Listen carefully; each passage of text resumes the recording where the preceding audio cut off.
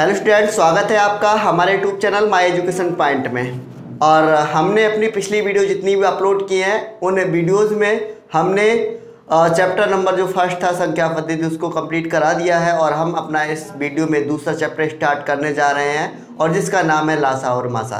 तो सबसे पहले हम मासा को पढ़ेंगे, तो मासा क्या होता है, उसके बाद लासा को पढ़ेंगे, फिर हम विधिवत जो प्रश्न आते रहते हैं परीक्षा में उन पर चर्चा करेंगे।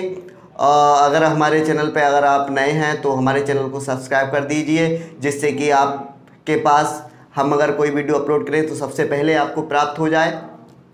तो देखते हैं दोस्तों, पहला ही पार्ट है इसका मासा। तो मासा होता क्या है, जैसे कि मैंने लिख रखा है कि मासा यानी कि HCF कहते हैं इसको। क्या कहते हैं? HCF कहते हैं। इसका मतलब होता है HCF का highest common factor, highest common factor. तो दे रखा है मासा की जो परिभाषा है उसको कहेंगे हम 2 या 2 से अधिक, क्योंकि मासा निकालते हैं तो 2 या 2 से अधिक संख्याओं का ही निकालते हैं, या 2 संख्या होंगी या 2 से अधिक संख्या होंगी। तो 2 या 2 से अधिक संख्याओं का मासा वह बड़ी से बड़ी संख्या होता है जो प्रत्येक दी गई संख्या को पूर्णतः विभाजित कर देता है। अर्थात जैसे कि हमारे पास 2 संख्याएं दे रखी हैं और हम उन दोनों संख्याओं का मासा निकाल रहे हैं, तो मासा निकालने के बाद जो सबसे अधिक संख्या अर्थात जो बड़ी से बड़ी संख्या प्राप्त होगी, जो संख्या हमें प्राप्त हुई है, ठीक है, वो संख्या जिन संख्याओं का हमने मासा निकाला है, जिन संख्याओं का हमने मासा निकाला है उन संख्याओं को पूर्णतः विभाजित कर देगी। एग्जाम्पल के माध्यम से आप समझेंगे, ठीक है। कैसे? जैसे कि मैंने एग्जाम्पल ले लिया, एक मेरे पास में 2 संख्याएं हैं, एक मैंने कह दिया 35 है और दूसरी मेरे पास में है 42, ठीक है। 35 और 42 का हमें मासा निकालना है, हमें मासा निकालना है 35 का और 42 का। तो कैसे निकालेंगे 35 का और 42 का मासा? बहुत ही आसान है 35 और 42 का मासा। देखिए, जैसे कि हम सबसे पहले ये कंसीडर करेंगे, ये मानेंगे कि संख्या इन दोनों में बड़ी कौन सी है। तो बड़ी आप देख रहे हैं, आपको पता होगा कि 42 जो संख्या है वो 35 से बड़ी है। तो हम 42 को भाग देंगे 35 से, 42 को भाग देंगे 35 से। तो देखिए कैसे, 35 अब हम यहाँ पर बार दे रहे हैं तो 2 तो जाएगा नहीं, 35 दूनी 70 हो जाएगा, एकम बार देंगे तो 35 एकम कितना आएगा? 35 आएगा। अब हम इसको घटाएंगे तो 12 में से 5 गया, कितना बचा? 7, ठीक है। अब यहाँ पर हमें 7 मिला है, अर्थात जो हमें शेष मिलता है, शेष क्या मिला हमें? शेष ये मिला है। और अभी जब हमने भाग दिया था तो जिस संख्या से हम भाग देते हैं, जिस संख्या से अर्थात 35 से भाग दिया तो ये हमारा क्या है? ये हमारा भाजक है। जिस संख्या से भाग देते हैं वह भाजक कहलाता है। और जिस संख्या को भाग देते हैं अर्थात 42 को भाग दिया तो ये क्या कहलाएगा? ये भाज्य कहलाएगा, ये कहलाएगा भाज्य। और इधर जो आता है वो भागफल कहलाता है, ठीक है। तो अर्थात अब हमारा ये पहला स्टेप हमने क्या करा, हमने 35 से 42 को भाग दिया तो 35 एकम 35, 7 बचे हैं। तो जो शेषफल बचा है हमारा, जो शेषफल यहाँ से बचा है, दूसरे स्टेप में जो शेषफल बचा है वो भाजक बन जाएगा। क्या बन जाएगा? भाजक। और जो पहले स्टेप में भाजक था वो क्या बन जाएगा? भाज्य बन जाएगा। तो हम इस प्रकार से हमारा जो शेष बचा है उस शेष से हम जो भाजक हमारा पहले था उसको हम भाग दे देंगे। तो 7 पंजे कितने आ गए? 35। अब हमारा शेषफल क्या मिला? 0 मिला है। तो हम जब मासा निकालते हैं तो ऐसा प्रोसेस तब तक करते हैं, ऐसे स्टेप तब तक करते हैं जब तक हमें शेषफल 0 ना मिल जाए। जब हमें शेषफल 0 मिल जाता है तो लास्ट स्टेप का जो हमें भाजक मिलेगा वही क्या होगा? मासा। तो यहाँ से हमारा HCF अर्थात मासा कितना हो जाएगा? 7 प्राप्त हो जाएगा। तो यहाँ से हमें मासा कितना मिला? तो मासा हमें मिला है यहाँ पर 7। तो देखिए हमने क्या कहा था कि 2 या 2 से अधिक संख्याओं का मासा वह बड़ी से बड़ी संख्या होता है जो प्रत्येक दी गई संख्या को पूर्णतः विभाजित कर दे। तो जो हमें मासा मिला है 7, ये 7 हमें ऐसी संख्या मिला है कि जो दी गई संख्या थी इन दोनों संख्याओं को पूर्णतः विभाजित कर देगा। देख लीजिए, 35 से 7 को काटेंगे तो 7 पंजे 35 आ जाएगा, और 42 को काटेंगे 7 से तो क्या आ जाएगा? ये हो जाएगा 7 छंग 42। अर्थात जो मासा आया उसने दोनों संख्याओं को पूर्णतः विभाजित कर दिया। तो ये था हमारा मासा। अब हम पढ़ेंगे लासा, उसके बाद करेंगे हम कुछ प्रश्नों को जो कि महत्वपूर्ण प्रश्न हैं, परीक्षा में आते रहते हैं, उनको हल। तो देखते हैं, अभी जो हमने प्रश्न किया था वो 2 संख्याओं वाला था। अब 2 से अधिक अर्थात 3 संख्या हमने ली हैं। तो 3 संख्याओं का मासा हम कैसे निकालेंगे? हमारे पास संख्याएं हैं 84, 126 और 148। तो इन 3 संख्याओं में से 2 संख्याएं हम चूज कर लेते हैं। ठीक है, 2 संख्याएं हम ले लेते हैं। सपोज दैट हमने 84 और 126 संख्याएं ले ली, तो इसमें देखेंगे हम कौन सी संख्या बड़ी है। तो संख्या हमारी 126 बड़ी है, 84 छोटी है। तो हम क्या करेंगे, हम इस 84 को 126 से भाग देंगे इस प्रकार से। तो 84 एकम बार जाएगा, यहाँ 84 एकम कितना हो गया, 84 हो गया। और यहाँ से 6 में से 4 गया तो 2 मिला, और 12 में से 8 गया तो हमारा 4 मिला। तो हमें यहाँ पर 42 प्राप्त हो गया। अब हमारा जो 42 शेष मिला है, उस शेषफल को हम भाजक बना देंगे। और जो हमारा पहले 84 भाजक था, चूंकि ये तो भाज्य है, 126 को हम भाग दे रहे हैं तो ये भाज्य है, और 184 से दे रहे हैं। किससे दे रहे हैं? 84 से दे रहे हैं, तो 84 भाजक है। तो ये जो भाजक है इसको अब क्या बना देंगे, अब हम भाज्य बना देंगे। ठीक है, अब इसको भाज्य बना दिया हमने, तो 42 दूनी कितना हो जाएगा, यह हो जाएगा 84। अर्थात यहाँ 0 शेष मिला है, और जिस स्टेप में 0 शेष मिले वही क्या है, वही हमारा मासा है। तो इन दोनों संख्याओं का, 84 का और 126 का हमने मासा निकाला, तो हमें कितना मिला, ये 42 संख्या मिली है। लेकिन हमारे पास संख्याएं 3 है, तो तीनों संख्याओं का मासा क्या होगा, हमें तो ये ज्ञात करना है। तो जो 42 हमें मासा मिला है, इस 42 से हम 148 को देंगे भाग, इस प्रकार से।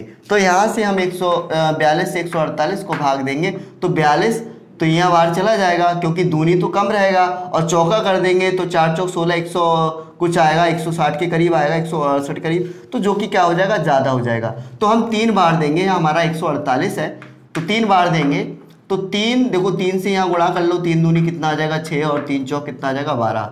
तो यहाँ से हमारा मिला है 126। जब हम घटाएंगे तो 8 में से 6 गया तो 2 मिला, और यहाँ से हमारा 2 मिला, तो 22 मिला है। अभी जो 22 शेष मिला है, इस शेषफल को हम क्या करेंगे, भाजक बना देंगे, और जो पहले भाजक था वो हमारा भाज्य बन जाएगा, अर्थात 42 यहाँ आ जाएगा। फिर करेंगे हम इसको भाग, तो 22 एकम 22, और 22 दूनी 44 से ज़्यादा हो जाएगा, तो 22 एकम क्या करेंगे, 22 ही करेंगे भाई। यहाँ से हमें 20 मिल जाएगा, यहाँ से हमें 20 मिल जाएगा। फिर हम इस 20 को क्या करेंगे, इस 20 को हम भाजक बना देंगे, और बाकी जो 22 था उसको हम भाज्य बना देते हैं। फिर हम 20 से 22 को भाग देंगे, तो यहाँ से 20 एकम ही बार जाएगा, तो 20 मिलेगा। यहाँ से 2 शेष मिला, यानी कि हमें 0 अब भी नहीं मिला, 0 हमें अब भी नहीं मिला। हम तब तक भाग इसी प्रकार से प्रोसेस चलता रहता है, इसी प्रकार स्टेप चलते रहते हैं, जब तक हमें शेषफल 0 ना मिले। और जिस स्टेप में शेषफल 0 मिल जाता है, वहाँ पर जो भाजक आता है वही हमारा HCF होता है। तो यहाँ से हमारा 2 मिला है, इस 2 को शेषफल है ये, इस 2 को हम भाजक बना देंगे, और बाकी ये जो पहले भाजक था उसको हम भाज्य बना देंगे। तो ये क्या हो जाएगा, देखिए 2 धाम कितना हो जाएगा, 20 हो गया, 20 हो गया। यहाँ कितना मिला, 0 शेष मिला। तो आप देखिए इस स्टेप में भाजक क्या मिला, 0 वाला स्टेप है, लास्ट स्टेप यहाँ से स्टार्ट हुआ है, और इस स्टेप में हमें भाजक क्या मिला, ये 2 क्या है, हमारा भाजक है। तो इन तीनों संख्याओं का अगर हम इकट्ठा, तीनों संख्याओं का अगर हम HCF निकालेंगे तो हमें HCF मिलेगा 2। HCF क्या मिलेगा, यही तो HCF है। HCF क्या मिला हमें, 2। इस प्रकार से हम इसका HCF निकाल सकते हैं। देखेंगे एक आध और एग्जाम्पल। हमने मासा के बारे में जान चुके हैं कि मासा क्या होता है, और हमने एग्जाम्पल भी मासा के बारे में आपके लिए दिए हैं। अब हम मासा के बाद बात करेंगे लासा पर कि लासा क्या होता है। तो लासा का जो फुल फॉर्म है उसका मतलब है लघुत्तम समावर्तक। जैसे कि मासा था तो मासा को हम महत्तम समावर्तक कहते थे, मासा का मतलब है महत्तम समा अपवर्तक, और लासा का मतलब है लघुत्तम समा अपवर्तक। क्योंकि परीक्षा में लासा भी दे सकता है, एलसीएम भी लिख के आ सकता है, और लघुत्तम समावर्तक भी लिख के आ सकता है। तो आपको पता होना चाहिए कि लासा के क्या क्या नाम हैं। तो लासा की परिभाषा क्या है, लासा होता क्या है, 2 या 2 से अधिक संख्याओं का लासा। 2 या 2 से अधिक संख्याओं का जब हम लासा करेंगे, लासा निकालेंगे, तो वह छोटी से छोटी संख्या होता है, वह छोटी से छोटी संख्या होता है जो प्रत्येक दी गई संख्या द्वारा पूर्णतः विभक्त हो जाए। मतलब जब हम लासा निकालें तो ऐसी संख्या आ जाए कि वह संख्या उन सभी संख्याओं से क्या हो जिनका हमने लासा निकाला है उनसे विभक्त हो। ठीक है, तो देखिए जैसे कि हमारे पास प्रश्न है 18 है, 12 है, 15 है और 27 है। हम इस लैंग्वेज को जो परिभाषा लिखी है इसको हम एग्जाम्पल के माध्यम से समझेंगे। एग्जैक्ट बिल्कुल समझ में आने वाली है हमको परिभाषा। तो 18 और 12, 15 और 27 है। आप हमारी वीडियो को ऐसे ही देखते रहें तो मैं आपको ये लासा पूरा समझा दूंगा एग्जाम्पल के माध्यम से। तो 18, 12, 15 और 27 है, तो मैं यहाँ लिख देता हूँ 18 है, 12 है, 15 है और 27 है। जब हम इसको छोटी से छोटी संख्याओं से अर्थात छोटी से छोटी संख्याओं से काटेंगे, लासा निकालना सबको आता होगा, तो देखिए मैं क्या करूँगा, इसको छोटी छोटी संख्याओं से काटेंगे। तो सबसे पहले हम इसको 2 से काट देते हैं। तो 2 से काटेंगे तो 2 से हमारी 2 संख्याएं कट रही हैं, लेकिन 3 से हमारी सारी संख्या कट रही। तो पहले 3 से काट लेते हैं। 3 छक क्या होगा, 18 होगा। 3 छक 18 के बाद में हमारा 3 चौक 12 हो जाएगा, 3 पंजे 15 हो जाएगा, 3 नेम 27 हो जाएगा। अब हम इसको 2 से काट लें। 2 से काट लेते हैं तो क्या मिलेगा, पहले 3 से काट लो, कोई दिक्कत नहीं है। 3 एकम 3, 3 दूनी कितना आ जाएगा 6। और जो नहीं कटता है, जैसे 4 हमारा नहीं कट रहा है, 4 को हम ऐसे ही लिख लेंगे। और 5 भी नहीं कट रहा है तो 5 को ऐसे ही लिख लेते हैं। और 3 तो यहाँ कितना हो जाएगा 9। ठीक है, अर्थात जो संख्याएं कटती हैं उनको काट लेते हैं, जो संख्या नहीं कटती है लासा में कॉमा लगा के ऐसे लिख देते हैं। बस ये बात ध्यान रखना चाहिए। जैसे हमारे पास में संख्या 18, 12, 15 और 27 थी, तो हम ऐसा नहीं करेंगे कि इन संख्याओं को मिला के लिख दें, कॉमा लगा के लिखेंगे 18, 12, 15, 27। लिखने के बाद में फिर हम छोटी संख्या से काटेंगे। तो 3 छक कितना होना चाहिए 18। अब उसके बाद में 3 चौक 12, 3 पंजे 15 और 3 नेम कितने 27। अलग अलग ही काटना है संख्याओं को। तो 3 से फिर काटा हमने तो 3 दूनी 6 आया, लेकिन 4 नहीं कट रहा था तो 4 को ऐसे उतार लो। 5 भी नहीं कट रहा था, ऐसे उतार लिया। और 3 यहाँ पर कितना है 9 है, तो 3 तो यहाँ कितना आ जाएगा 9 आ जाएगा। अब हम इसको एक बार फिर 3 से काट लेते हैं। जब 3 से काटेंगे तो 2 तो कटेगा नहीं, 4 भी नहीं कटेगा, 5 नहीं कटेगा, यहाँ पर आ जाएगा 3 एकम 3।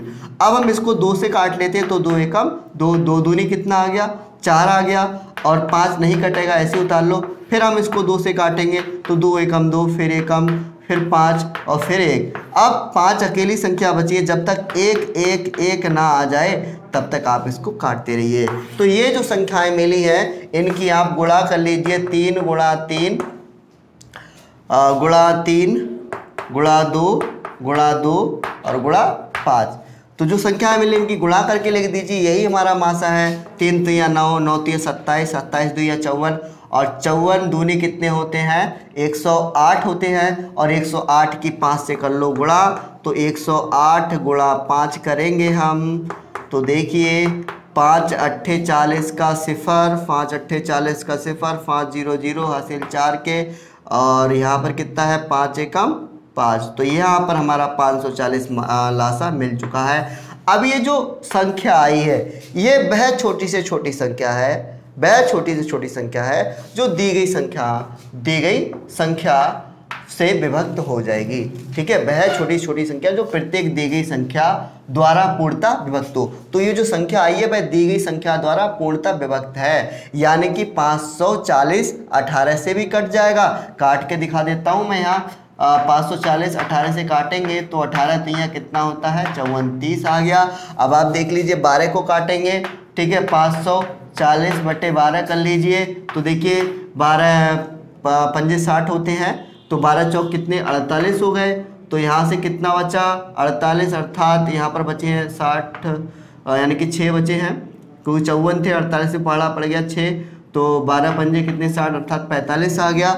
और हम 15 से भी काट सकते हैं।